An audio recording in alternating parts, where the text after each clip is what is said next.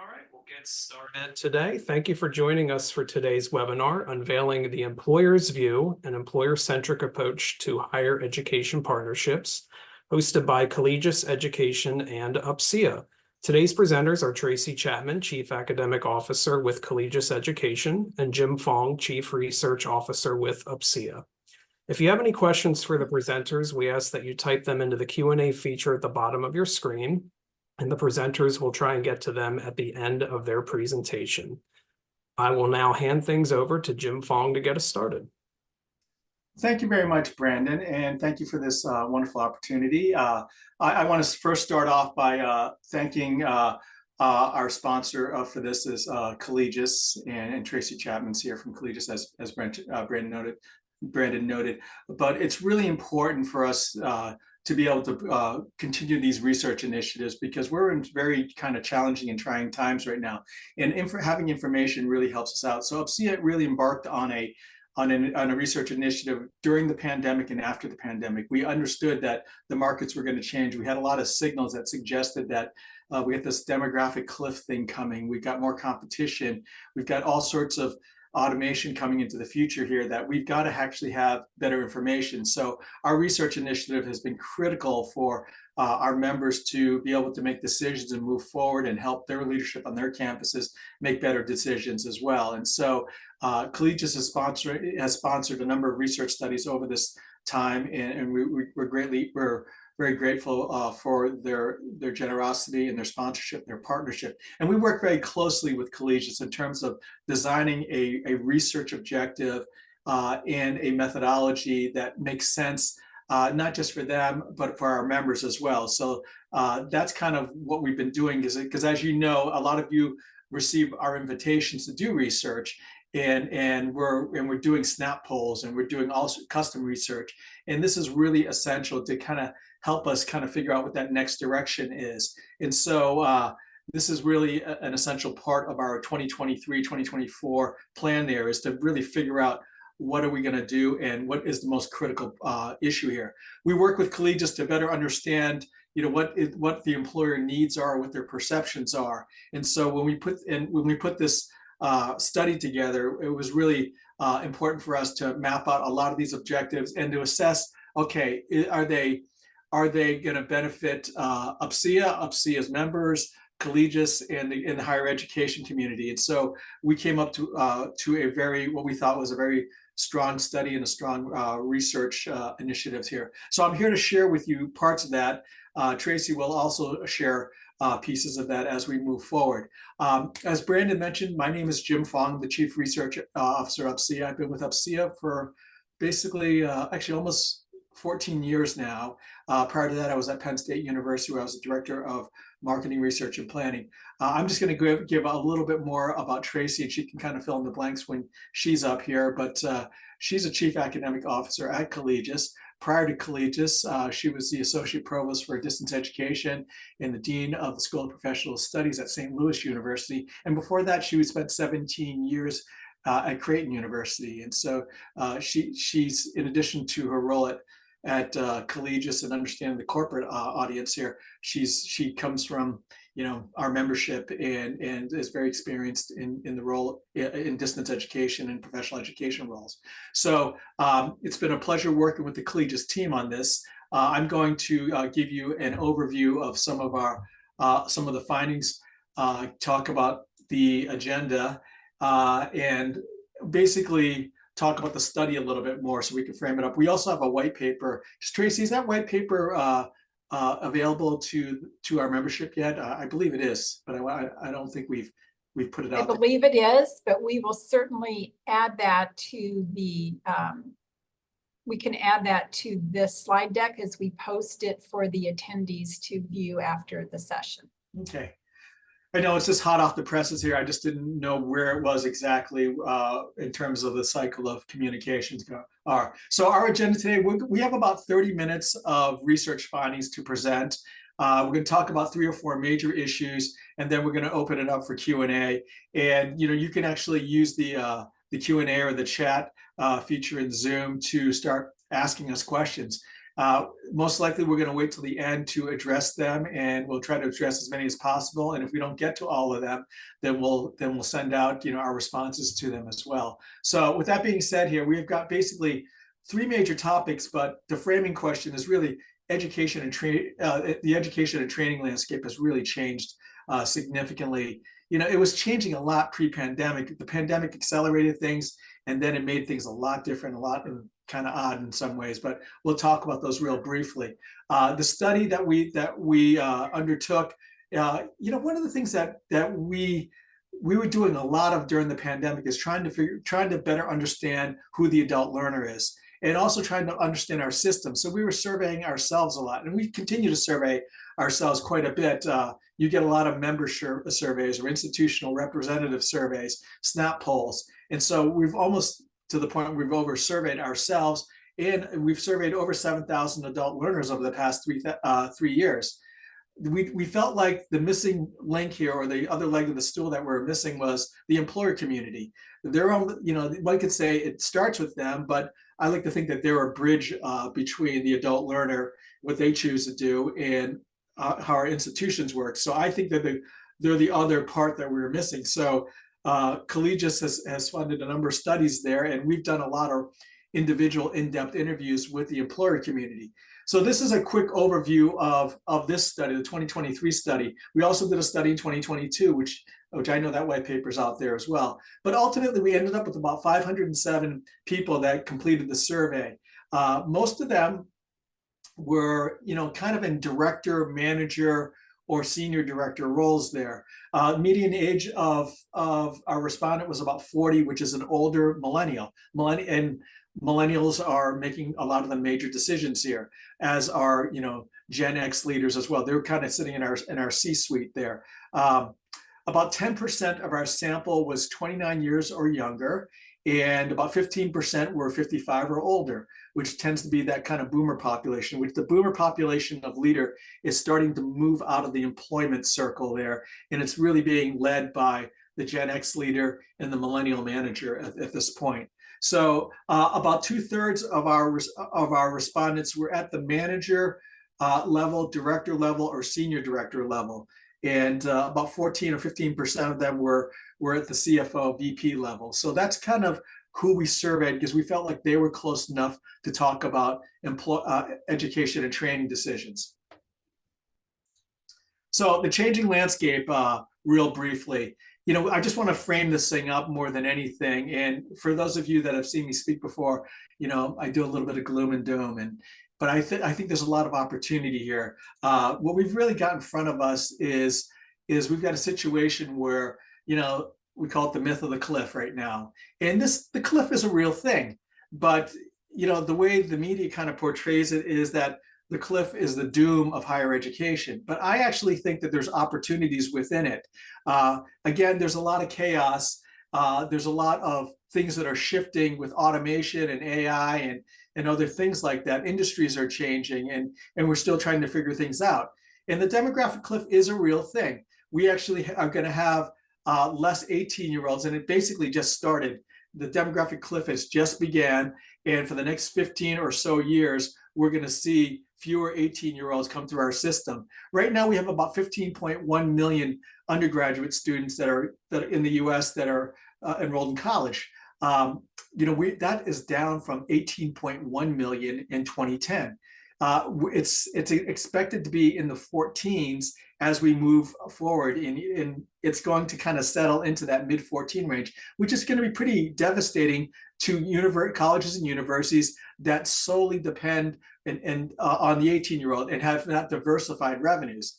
As you know, where I'm going with all this here is that we have over 200 million adult learners out there. We have some college, no degree out there. We have got 40.4 million that have some college, no degree. And I've actually had this conversation with a number of people.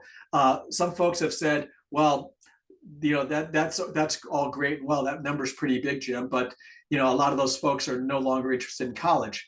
I would beg to differ. When I started looking at some of these numbers, that 40.4 million some college, no degree market, that grew from 36 million before the pandemic to 40.4. So we've added 4 million people into that group. I also looked at their demographics, and about 2/3 of them are 45 years or of age or younger. So they're still within that very active part of our employment circle. But regardless, we still have people with a degree that could get more education through micro credentials, alternative credentials. We have high school GED holders. We have 70 million of them that could benefit from other forms of education. And then we have folks that have no high school degree or GED, and there's 40 million of those folks as well. There's over 200 million people that we could serve if we choose to not focus purely on 15.1 million students that fund our educational streams there. So there's a lot of opportunity if we open up, more doors for the learner. So let me actually invite Tracy in for a reflection in on this. But before I get there, let me also frame up the beginning of the demographic cliff. The National Student Clearinghouse just released a report on their fall numbers, and it was pretty interesting. They showed credit enrollments increasing by about 1%. It's the first increase in, I think, about 2.5 years. And a lot of that is fueled by credit certificates and undergraduate, graduate and undergraduate certificate holders. And those are the two largest areas of growth. What it actually also showed is a 1.6% decline in terms of first-time students to education. And so that tells me that's the beginning of the demographic cliff. We also have a number of other kind of telltale signs from that report. It's a great study to have. The first-time student enrollment declined by 3.6%. And so we're seeing fewer first-time students in here. The other thing that's kind of interesting in all this here is that I also came across a study that Gallup did last year. And Gallup showed that in terms of confidence in higher education, when they surveyed, I think, 2,000 adults here, 37% said that they're very or somewhat confident in higher education. That number in 2010 was 54%. So we've got a lot of headwinds in front of us regarding fewer numbers of students and perception of education, and even high school participation rates have gone down slightly, over the last 5 years. So we've got some interesting things here. So given all this chaos that I've painted here, Tracy, what are your thoughts regarding the cliff? And I know that you're going to start introducing us into the research, but before you get into the research, Sure. Tell me a little bit about your reflection about the cliff and other marketplace factors that are impacting higher ed. I think the good news is, right, there's lots of opportunity for higher ed, as you have framed it in your comments.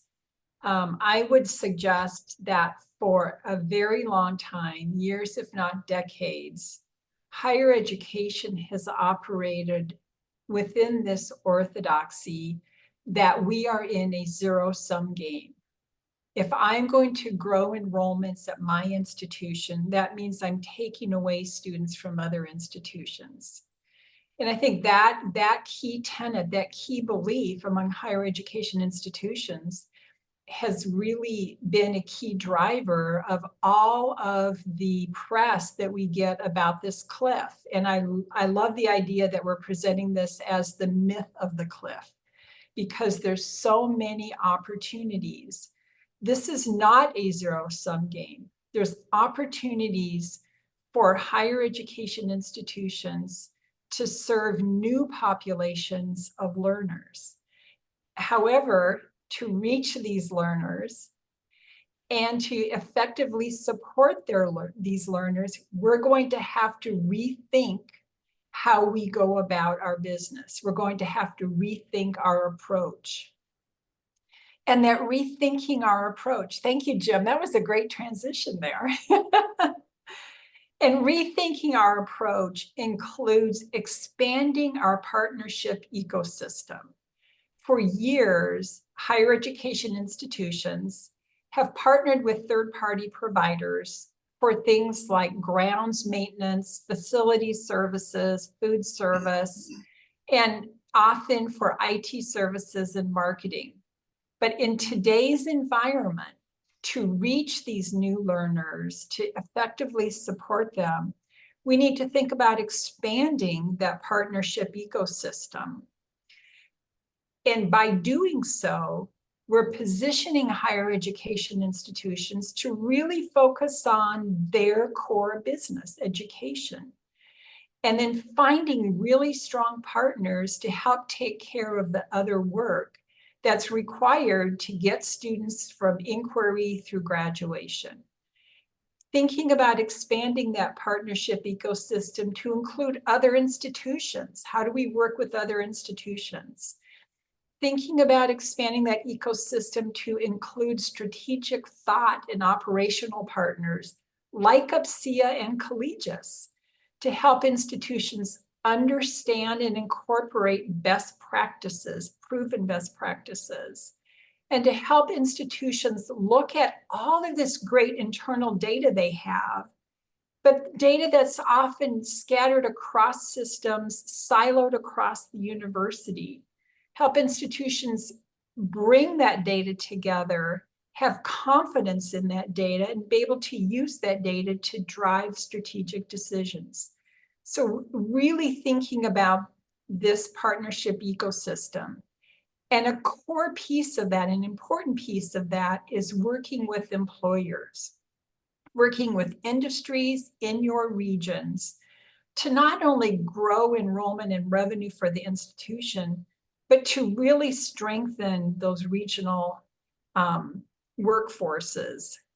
So as we think about that, Jim, can we go to the next slide here? The findings from this year's study, as well as last year's, really help give us some insights into how can we go about forming those partnerships with employers. So next slide, please. Jim, I kind of hopped in and started into the study. You asked me to comment on the myth of the cliff and some of that. Do you want to reflect on that before I kind of get into the study here, or should I go ahead? No, I think that where you're going regarding partnerships is so important because, you know, one of the things that we're finding out through other UPCEA research here is that, you know, we're a lot of our members are operating in a status quo model where they're engaging employers and they're engaging them in the same way they've done things. And I think the one thing that's the study will play out here is that we've got to do things a bit differently. And, you know, there was a snap poll about that we did not too long ago that said, you know, do you have somebody that's in charge of corporate relationships? Because if we ask ourselves, and I've done this before, you know, when I visited campuses about, you know, how are your corporate relationships? And they said, oh, they're great because we're doing the work with this group and that group. But you look at the depth of the relationship or the role of the employer at the higher education table, and it's minimal. And I think that's one thing where the study plays out, and we'll talk about it at the end here, is what do we need to do different? We just can't do the same thing over and over again. So I agree with you on that. And I look back, and I think Penn State, back when I was there in the late 90s and 2000s, they did a really great job of partnerships. They spent a lot of time and they invested into a lot of people that were focused in on partnerships to better understand it. And they just didn't leave it to somebody that had free time or that we just took 25% of their time and did it. There's ways that we've got to do it more strategically. I agree with you. And I think the research that we did last year on this topic really highlighted that employers want to work with higher ed. Mm-hmm. And then digging into it more this year, we see employers are working with higher ed, and we'll see some things that they value and then some opportunities for improvement.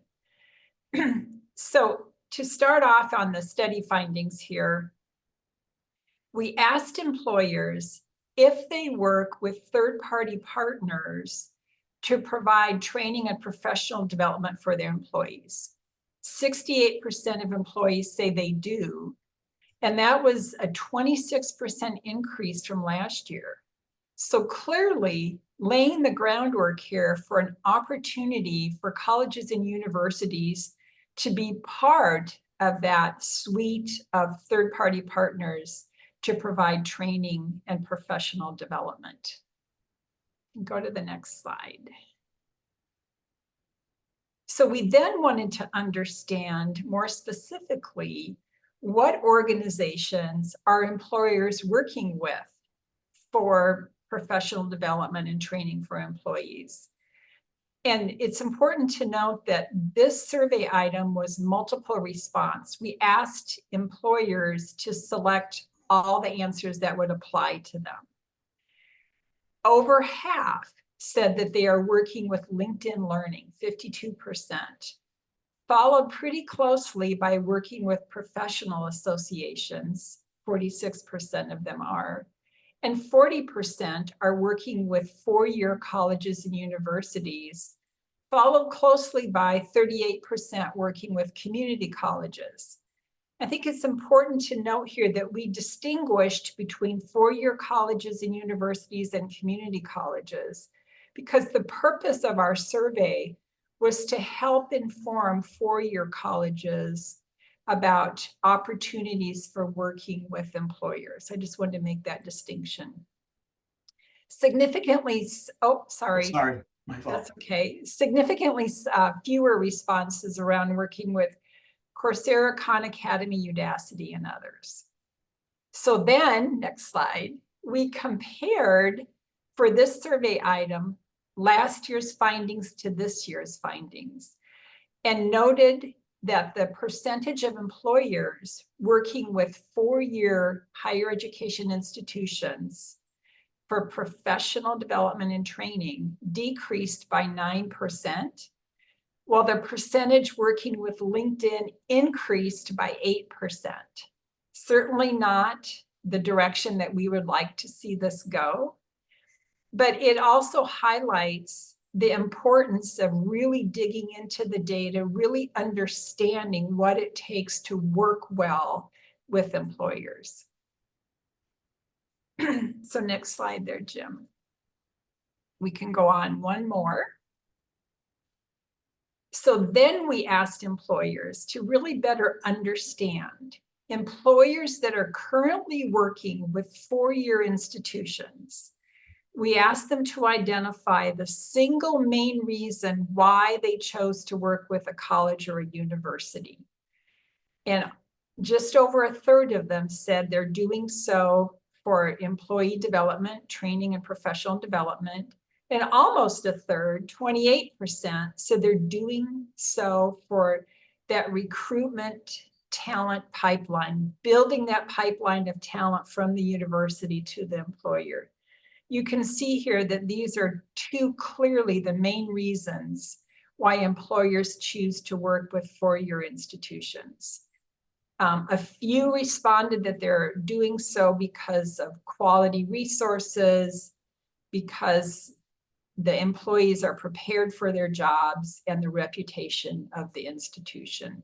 So as we think about this and unpack this a little bit, it's instructive to higher education institutions to say, if employers are choosing to work with four-year institutions for employee development, what do they really value in that relationship? And we can go to the next slide there, Jim. So in this item, this is again a multiple response. We asked employers to select all that apply. And again, these are employers that are currently working with higher education institutions, four-year institutions. And we said, why are you choosing to work with them for professional development? What's driving that decision? What do you value?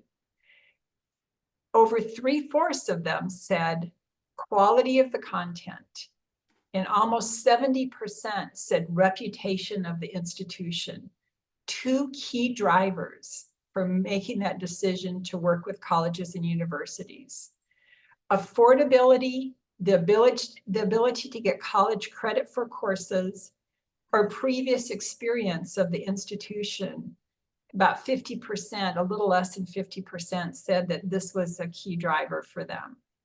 Followed by a little over a third, right at a third, said face-to-face delivery, online delivery, and proximity to their place of work. followed by hybrid delivery and group discounts.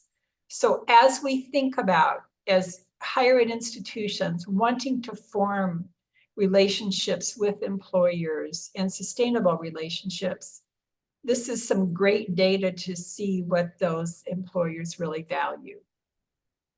Next slide, Jim. We then asked these same employers, do you plan to continue that relationship into the foreseeable future? And I thought this was pretty astounding. Almost 100% of them said yes. 58% said they strongly agree, and 40% said they agree that they plan to continue those relationships into the future. So again, another indication that employers want to work with higher education. And we saw in the last few slides what they really value about that. So for these institutions that plan to continue this relationship, why do they plan to continue that? We can go to the next slide there. And again, this is a multiple response item. Check all that apply. 77% said they plan to continue because it's meeting their needs. 71% because they're getting positive employee feedback. 68% because it improved job performance. Great content courses at 63%. So I'll stop there. These top 4 reasons why they think that not only they're working with higher ed, but they plan to continue to do so. Key indicators of how we need to serve our employer partners. The next 3 findings: ease of working relationship, offers custom programming, and responsive to requests.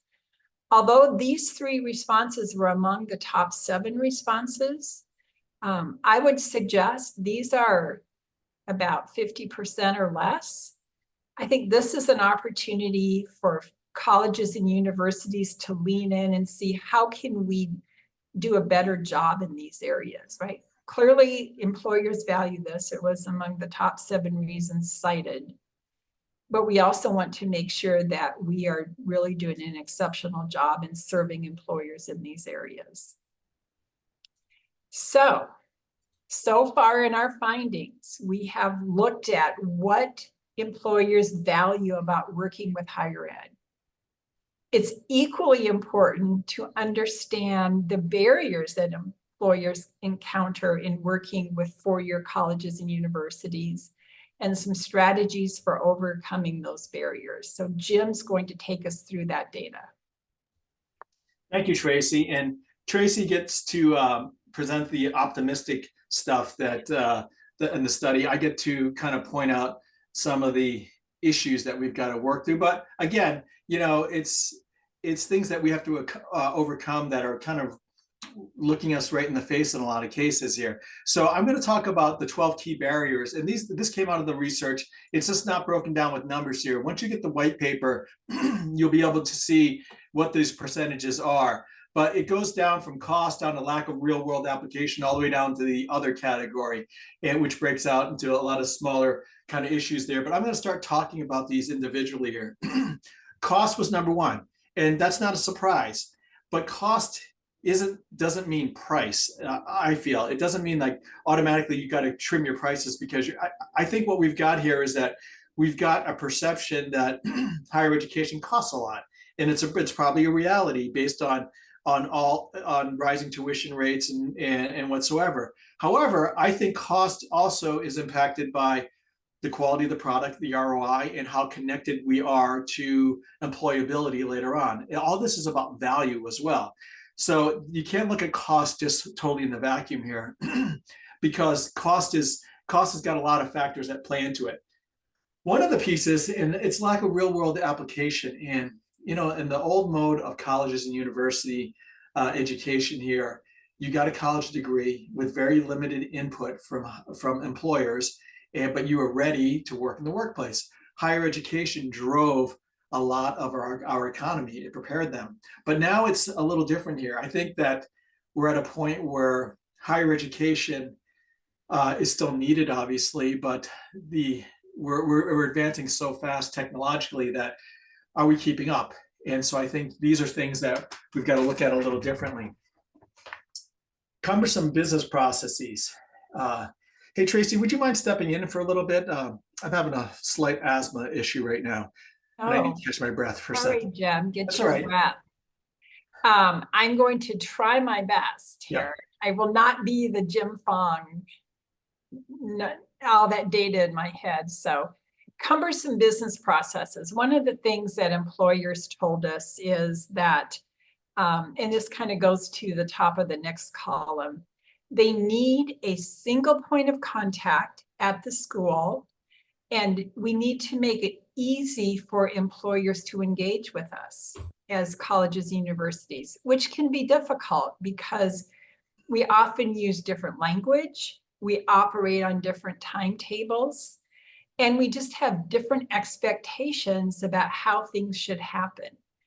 Employers said things like, I don't even know where to find on your website if you can provide professional development for my employees. I don't know who to contact. When I do contact somebody, it's days before they get back to me, or I get passed around from person to person. They also noted a really slow turnaround time to deliver content. In higher education, we're so used to having this great time to put together a course, to go through the governance process, to get some great feedback on that. But as Jim noted, with the fast pace of changes happening in today's business environments, employers are looking for quick turnaround. If I have an employer come to me and say, Tracy, I need some leadership development for my mid-level managers, they want that to start in a few weeks, not a few months or a year. So again, different expectations for how we do our work and the pace at which we do our work.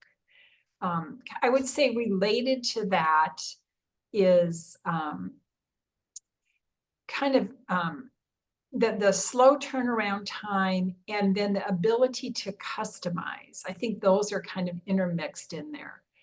Often when an employer is saying, I want customized content just for my employees, when you talk to that employer and really dig into it, it's often 10 to 15, maybe 20% that needs to be customized. The rest of it is the same that you would use for another employer, right? It's those key tenets of leadership, key tenets of whatever topic you're teaching about, right? And then some customization, case studies or something that might come from the context of the employer. I can keep going, Jim, or if you're okay. I'm going to jump back in. Thank you Okay. very much, Tracy. And I couldn't have said it better. In fact, I think you said it better. Oh. So one of the things that's pretty clear in this here is that we can fix a lot of this. This is built on our processes, and a lot of these are legacy processes as well. Slow turnaround time, cumbersome business processes. I often think about it, back to the business school model of this is manufacturing centered. When we used to manufacture products, we used to manufacture them our way as opposed to being customer centered. I think we're still dealing with legacy systems. For a lot of us, we've just put in CRM systems over the last 5 or 10 years. And that was because, our outdated, very slow systems were not reacting quick enough. So I think that these are things that we can fix. And, and a lot of times an outside partner can actually help fix these things better. I know that there's a lot of debate going on with OPMs right now, and I know that there's a lot of things in the media about that, but a lot of times outside partners can quickly identify that, or they have the technology that integrates better than our legacy systems. And I went back, I think Penn State's doing great things, but I was at a point back in the late 1990s where we were revamping systems. We were looking at dashboards and whatever, and these are to operate more fiscally responsive and also more quickly and more centered around the student. One of the things that's also getting away from us in higher education is that the student is very different from what they were 20 years ago. The student is more savvy, the student is less patient, and they have more choices. So we've got these cumbersome business practices, these no single point of contacts, these slow turnaround times are a function of millennial managers that are in charge, and also Gen Z adult learners. And so we've got to make sure our systems reflect this. So these are all things that we can fix. That's not impossible. So I think these are things that we've got to look at. And what Tracy was also getting at, lack of course credit. We've got to be able to customize our training better because, 120 credits in this fast moving economy where people have got a lot of our adult learners are working, it might be a bridge too far. And so we've got to look at, what have they already learned that do we really want to reteach them again? Are we really going to make them sit through a course that is credit based that they've already learned on a non-credit basis? So the lack of course credit and not acknowledging learning or prior learning is going to be essential. So all these things come up when we talk to employers that we've got to get ourselves more, in tandem with the employer needs and what the adult learner needs. So this is basically a great, kind of checklist about what, are you doing all these things right? And back to cost again, are you being valued? Is your product being valued and the service that you provide being valued? And what's the competition doing? These are all things that are critical points in terms of how do you engage employers as well as adult learners. The next slide is kind of less relevant. It's actually just talking about how training, this is from Training Magazine, but it talks about how training costs are shifting and they're all fluctuating all over the place. But a lot of this, some of this is pandemic related, but a lot of this is also shifting away from a less of a dependency on credit reimbursement to non-credit alternatives, or a lot of this even differs at the industry level here. You're going to see more tuition reimbursement in the STEM areas and less so, depend in other areas. And so those are some of the things that we're finding out. But this is there's a lot of push to reduce costs and return higher value in terms of education and training. And there's a lot more emphasis in terms of, how do I retain my employees and how do I use education as a tool there? And so, UPCEA is doing a lot, and it's very public knowledge. We're doing a lot of work with Walmart right now, and they're rethinking their educational model here. And what the role here is, we've released some press releases about, them, how they look at the micro-credential market a little differently. So there's a lot of things that is evolving, that continues to evolve in terms of the diversification of education. So let me talk a little bit about strategies to improve partnerships. And a lot of this is kind of a mirroring of what Tracy said earlier. When we ask the question is, what is the most important thing for your colleges and universities can offer or provide to make your company more likely to partner with them? This is the most important one. This is a single response, not the multiple response. Affordable rates comes up. Content that's got real application is next.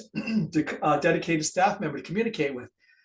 One of the things that we see, especially on our, we've done a lot of research on our member websites, and it's really hard to find out for an employer to find exactly who they should be engaging with at the university for customized training or group enrollments or something like that. It's really, a lot of times they will go to the academic college, and the academic college is like, you're not an undergraduate student, or you're not a graduate student, or I'll have to find you that person. It's very, very difficult to find that person. So a dedicated staff members are important. There's a lot of debate right now about quality. Is the curriculum in alignment with our future economy? How do we assess quality, especially for non-credit programming?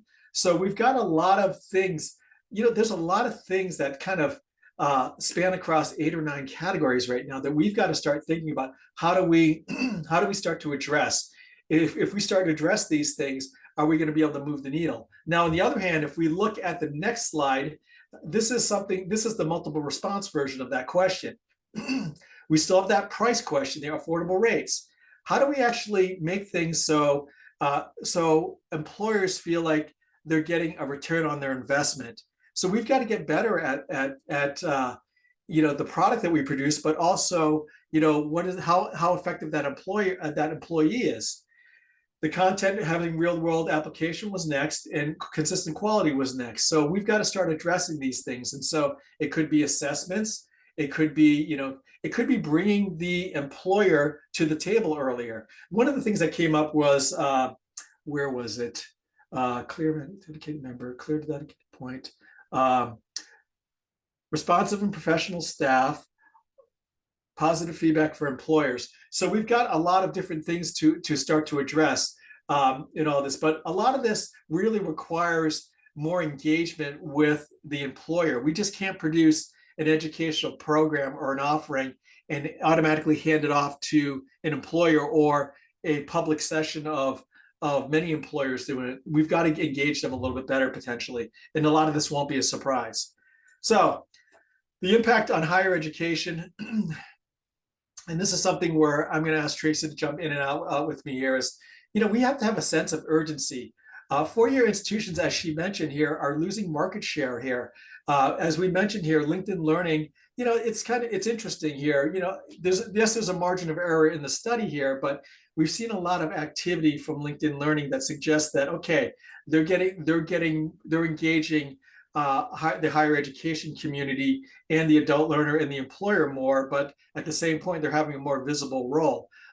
It's kind of been a bad year for the OPM market. We know that, but is there an opportunity for greater partnership that's more customized in all this? But we know that more companies are using external partnerships. We would like them to be, obviously to be higher education, but we've got to overcome a lot of those hurdles that I mentioned here. And a lot of it comes down to value. So the last few slides, and I'm going to have Tracy kind of come back and give some insights about how she thinks these strategies play a role here in terms of engaging employers. But institutions need to communicate to mitigate challenge and control messaging and value. One of the things that we mentioned here, and this is a different study that we've done here, is that the whole micro-credential movement is a growth area. Stackable credentials is a growth area. However, we call them so many different things. One of the things that our research has produced here is that that we have multiple names and it confuses our audience. Our employer audience understands a degree, but they also want more stackable kind of portable solutions here. But they call them something different, and we call them something different. We've got to get better at that. But in terms of also communicating things, how do we actually bring them to the table to understand what the content needs are, what the delivery needs are, and just to make that value equation, let's make them accountable for more value, for more of the cost and value relationship. So these are all things that I think that are going to be important in terms of how they factor in with costs. The other piece here is institutions need to communicate. 18% of respondents said the solution to overcoming barriers was communication. And again, who do they work with? And is that person you really trained in the sales process or the relationship process? So these are all things that we can fix if we have a focused professional engaging business and industry.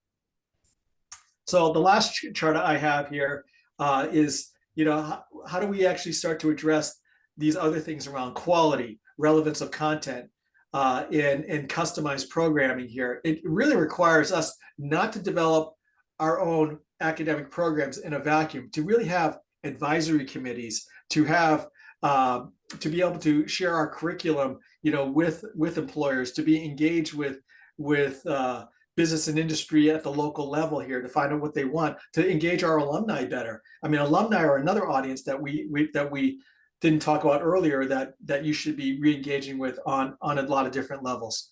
Tracy, what are your thoughts in terms of the impact on higher education or the strategic connections that we can make? Well, I think your comments are right on target. And from last year's study, we learned that, I mentioned it earlier, employers want to be engaged with higher education. They want to work with higher education. But to your point, Jim, they also want to be at the table. They want to help co-develop the content. So that gives them that level of confidence that the content is going to be relevant and it's going to be what they need. I think about, and so often in higher ed, and I'm speaking from personal experience here, maybe my institutions did this and maybe yours don't, but we try and problem solve from the inside out. Very few people at a higher education institution have been an employer and tried to work with higher ed. So let's bring in our key employers make them trusted partners, and make them part of the pioneers that are helping us to work better with employers, to identify the problems and solve the problems. I think, excuse me, I think employers are hungry to do that. I saw some comments come up about LinkedIn Learning, that the content isn't very deep, it's kind of canned. I won't comment on that, but I will say apparently more employers are using them. So there's something there that is meeting the employer need. Whether that's just the evolving economy or something that LinkedIn Learning is doing well, it's hard to tell. But I think this study has really, and last year's study together, have really highlighted where there's opportunities for higher education to work with employers in very doable, very actionable pieces of data to help us all get better at what we do. So do we want to turn it over for Q&A, Jim? Yeah, actually, I'm going to address some of these questions right off. Felix, this is a question from Felix Perez. He says that he agrees with the size of the opportunity of adult learner, but the number of adult learners that are motivated to enroll in skills-based learning is very minute. The key to me is marketing the benefits of skills-based learning to adults by higher education. The for-profits do it really well. One of the things I want to address here is, I think that the skills-based learning piece here, and I think this is very much at the Gen Z level here, is Gen Z and young millennials. If they're going to learn something, they want to carry that forward. And so I agree that if they learn something and we're going to teach it in credit, can they get credit for it? And we actually have systems that a lot of institutions are able to take non-credit and turn it into credit. Some of them go through AC, some of them do it themselves. Some of them have got, there's very few institutions that have got scalable prior learning assessment systems there, but we've got to get better. I think AI will also help solve some of that once we start getting better inputs in there. But I would agree with you that we can actually have we can have our cake and eat it too. Here is that if we can acknowledge somebody that's earned enough skills, is it worth credits down the line? Can they actually start stacking things up? So if another pandemic hits, then they have something that they can actually go to their employer with and say, hey, I have 4 badges and I have a certificate as well. And these will transfer into 6 credits later on toward my degree. All of these things are valued. It's not an all or nothing situation here. But I also think that a stackable portfolio that we develop, not just 120 credits. There's also another study that we have out there. We did it with a partner called Straighterline, but we also identified that non-credit can help get somebody that has some college, no degree, back into that degree completion track. We also found that having certificates, undergraduate certificates, also has a greater potential to get them back into the degree track. And so there's a lot of opportunities to look at smaller modules of learning, recognizing them towards credit. And it's like, we want to be able to carry this forward into our virtual wallets and be able to use that, because maybe 6 years, 7 years, 10 years from now, they've got enough of these credits or whatever we're going to call them, these badges or whatsoever, that could earn them a degree. And I think that could be the beauty of it, where we could actually get more people into our degree programs, just by all of these other things, and kind of stave off this so-called demographic cliff if we do these other things correctly. And Jim, I would add to that, Felix, I hope I'm on track here with this answer. When you said the size of the opportunity of adult learners, but the number of adult learners that are motivated to enroll in skills is very minute. When we think about colleges and universities engaging in and investing in offering professional development and training for employees, the key here is to develop those B2B relationships, to develop a set of skill-based training, kind of like what, similar to LinkedIn, and then just go to market with that in a B2C way. That's likely not going to get you the enrollments that you're looking for. one of the reasons why we took the time over 2 years to really understand the employer perspective is if a higher ed institution is interested in developing training, professional development, it's really important to form those employer relationships to develop that stream of enrollments and to make it really worth your while to do that. I've seen over and over again institutions try to develop kind of short format courses and then use a B2C approach, and you just don't get the enrollments that you're looking for.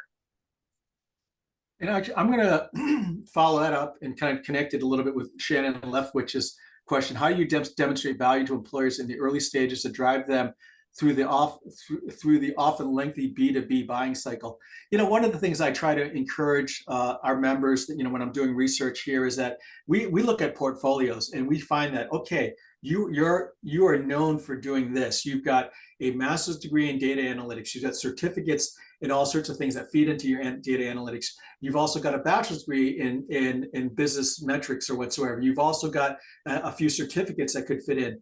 What about, you know, in terms of getting, you want employers to be able to take whatever little tuition reimbursement dollars and fund that through your institution, but you also want them to look at those non-credit smaller offerings that often cost less for you to produce. But how about a whole series of, you know, badging programs, micro-credentials, where they can earn badges in terms of data analytics that fits into that, you know, someone could actually, you know, later on, if you get enough of these, you get 3 credits toward a certificate. So I think you can start getting people back on that track again, but you can actually take a lower cost, smaller module, you know, type of program that doesn't require a lot of university governance, but, you know, it could be taught by the same faculty as well, and getting them back into the path of education.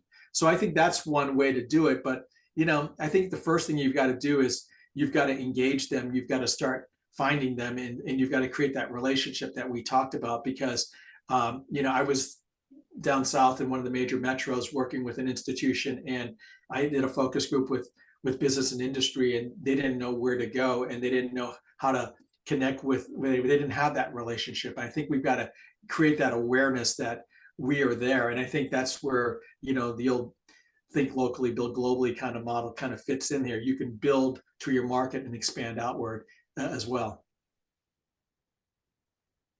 Jim, I think I would add to that too.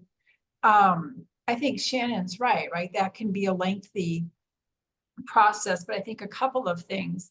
One is finding the ability to find and connect with and build the partnership with the decision maker in the organization, right? If we're talking about credit-bearing credentials, that's likely to be HR. If we're talking about training and development, that's likely a manager of a certain department or a certain area that has those training funds. So that tuition reimbursement versus training, those are often different funding sources. So it's connecting with the right decision maker. And I would say the other thing that we guide our partners on is really important to get that C-suite to C-suite connection to make that initial bond with the employer. And then once that CEO at the employer says, we're going to work with this university, with this college to do these things. And now you have that C-suite to C-suite relationship to help drive that engagement and help move things along. I think those are a couple of things that I would think about.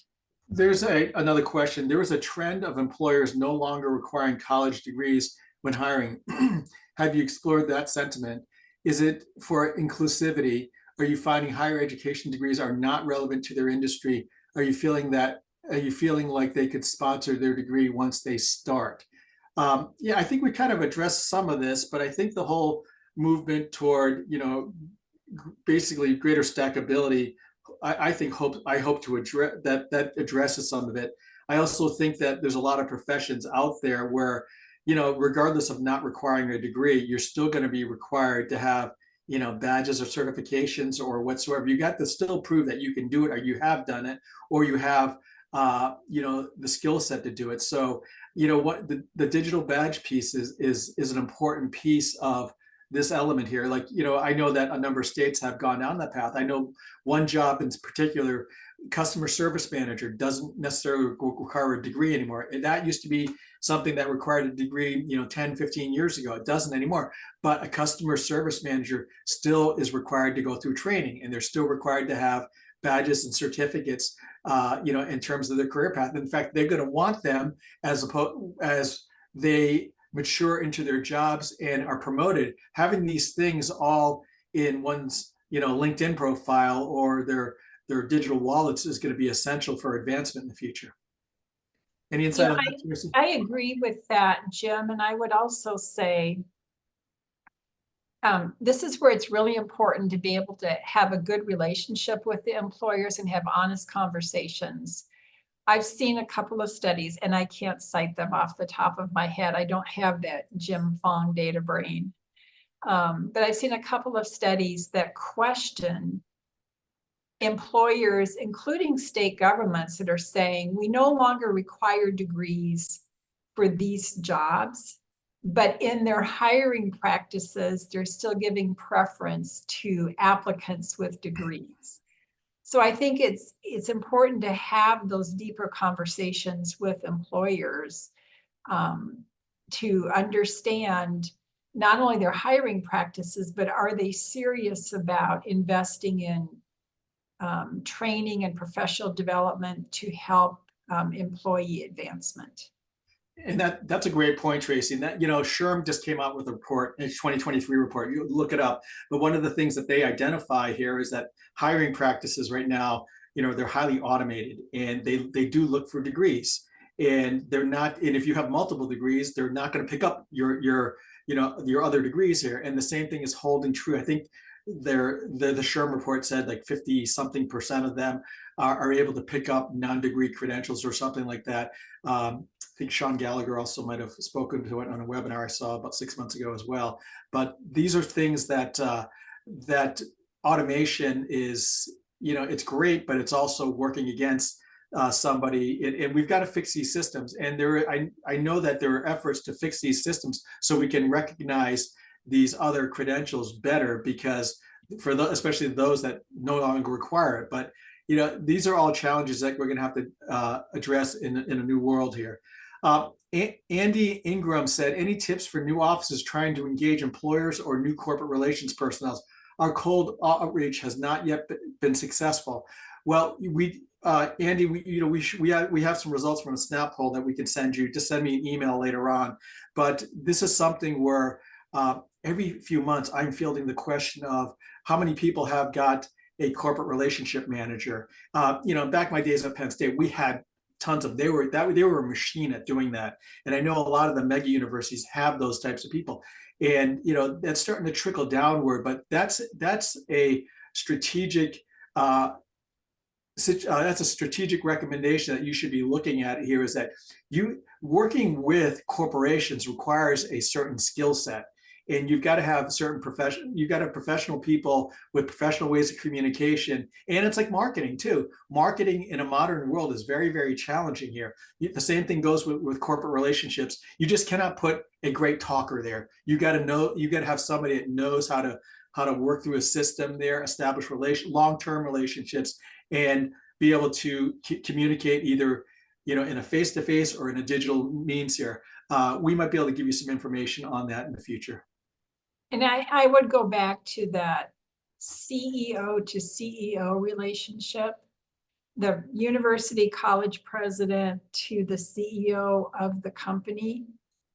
They probably attend the same meetings together and in the community. And when they make that relationship and agree to work together, and then making sure that that president has somebody to hand that off to say, Corporation X agreed we're going to be their training partner, so let's deliver on that. And then to Jim's point, having somebody that this is their job, this isn't something else that was just added to their plate, somebody who has the business development acumen, the corporate marketing acumen to be able to follow up and then deliver on what the company needs. Really important. And I will say, it's not inexpensive, right? You need business development people that know this world and know how to do it.